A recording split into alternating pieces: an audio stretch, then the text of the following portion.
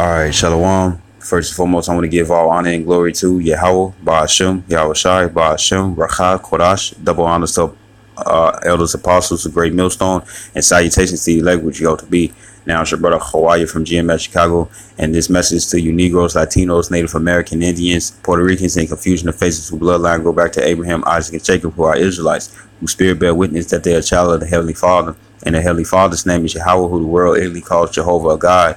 And Yahweh Shai is the Heavenly Son, who the world ignorantly calls Jesus Christ, or Jesus Christos, or Yeshua, or Shia, or Yahweh. You know what I'm saying?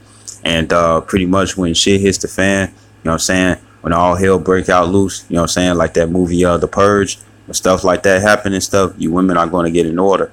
Your women going to resort to your natural state of being a woman, knowing that you're second and not first. You know what I'm saying? You know, this wicked world, you know what I'm saying? Esau, the so-called white man, according to the Bible, has put you up on has changed the course, reverse, man. You know what I'm saying? Like the scripture says in Psalms 82:5 that the earth is out of his course, man. You know what I'm saying? That it's going the wrong way. It's doing amiss, and you women are pushed up as if you have authority, but according to the scriptures, you don't have authority. You know what I'm saying? Over the man. You know what I'm saying? You know, and when shit hits the fan, women ain't gonna be wearing drawers and panties in that day. They just gonna wear their panties in that time because they gonna resort to who they really are, a woman.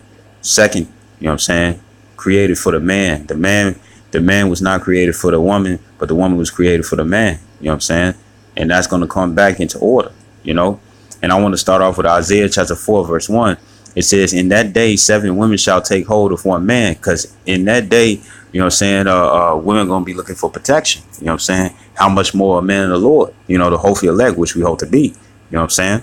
It says, and women ain't going to be tripping in that time like, oh, you can only deal with me, or I'm not enough for you and stuff. No, it's not going to be like that because according to the scripture, it's going to be many women that's going to be saved. You know what I'm saying? But through the men of the Lord. It says, saying, we will eat our own bread, meaning they have their own food, and they share amongst each other. It says, and wear our own apparel, meaning they're going to have their clothes, and they're going to also share it amongst each other. It says, only let us be called by thy name to take away our reproach. You know what I'm saying? And that reproach pretty much goes into their shame, man. You know what I'm saying? And what's their shame? The sin that they have committed, you know? Every nation, man and female, that's of the elect, that's you know, the 144,000, which consists of the governing body, which consists of the 12,000 men from each of the 12 tribes of the nation of Israel. You know what I'm saying? And the 1/3, which consists of men, women, and children and stuff. Some of those women are going to be looking for their sins to be forgiven. You know what I'm saying? Through the elect man. You know what I'm saying? Of course, you know, through Yahweh Bashim Shai, the sins are forgiven when it come down to the elect. You know what I'm saying? But this is how the order is going to be. You know what I'm saying? You know, scripture talks about how the men of the Lord be able to give remissions of sins, man. You know what I'm saying? So the thing is that the men of the Lord are going to be very picky in that day. Man of the Lord is not going to necessarily just go after a woman who could just open her legs. He's going to look for someone who got abilities, who could cook, who could clean, who could be obedient, who could be silent, can be told what to do. You know what I'm saying? Who good at not back talking, you know what I'm saying? Or getting out their body, you know what I'm saying? You know, or who know how to cultivate, you know, who know how to knit, who got actual skills, you know what I'm saying? Like how it was back in the old days. Because nowadays, these women, the only thing they could do is just open their legs and put on makeup. You know what I'm saying? You know, we're going to be looking for more than that, you know, because a woman that's gifted with many attributes and traits and stuff, she could do that as well. You know what I'm saying? I mean, probably is better than most of you women out here, you know. And we're gonna take away their shame, you know. Lord willing, we be part of the hopeful elect, you know. You know that 1 Corinthians 11 and 3, you know, it says that actually I just grabbed scripture. This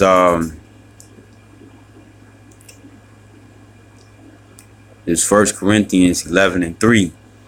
It says but I will have you know that the head of every man is Yahweh Shai, and the head of the woman is the man, and the head of Yahweh Shai is Yahweh. You know what I'm saying? So the thing is that that's going to come back in a big way.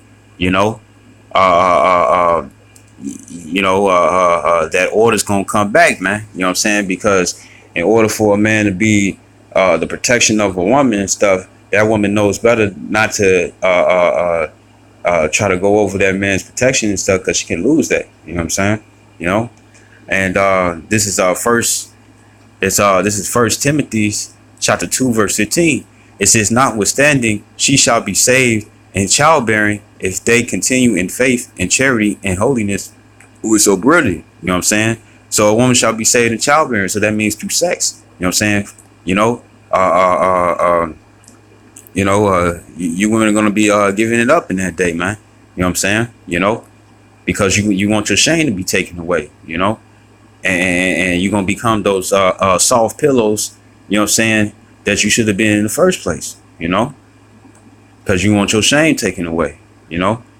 And you're going to notice in a big way, this is, I'm going to skip to verse 12. It says, "But I suffer not a woman to teach, nor to usurp authority over the man, but to be in silence." And that's the mindset that these women are going to be and stuff, because they want this reproach taken away, man. You know what I'm saying? You know, because there's going to be some that probably might, that the Lord might allow a man of the Lord to bring in onto him. You know what I'm saying? Just so she can be an example, just in case that woman want to come out her body and feel like that she can wear the drawers and not the panties. You know what I'm saying? In the household, and try to get all the other women to do the same thing. The man of the Lord could end up throwing her out, and she become an example, just so all these other women can stay humble, man. You know, because like it says in it's like this is it's like, God damn, what the fuck? This is Second Chronicles chapter 15 verse 13.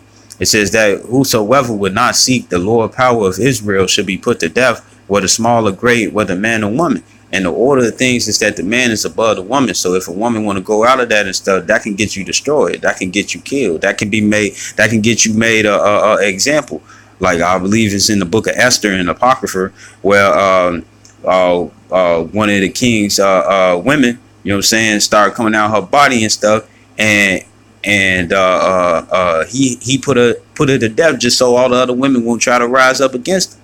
You know what I'm saying? You know, he checked them, put them in their place. You know what I'm saying?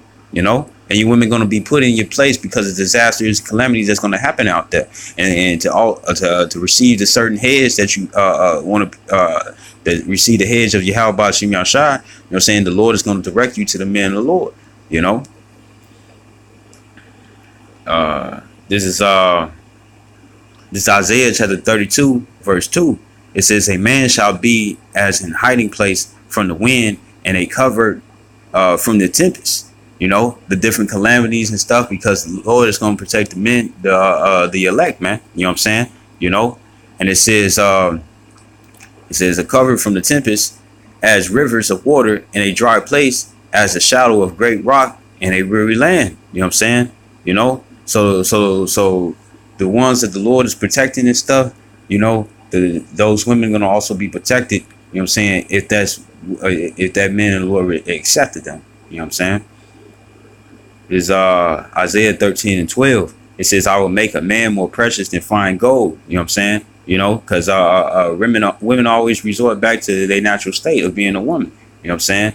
Even when it comes down to the household, you know, she hear glass breaking and stuff, she ain't finna be the first one to grab anything. She gonna be the first one to wake up the man just so he can go check it out.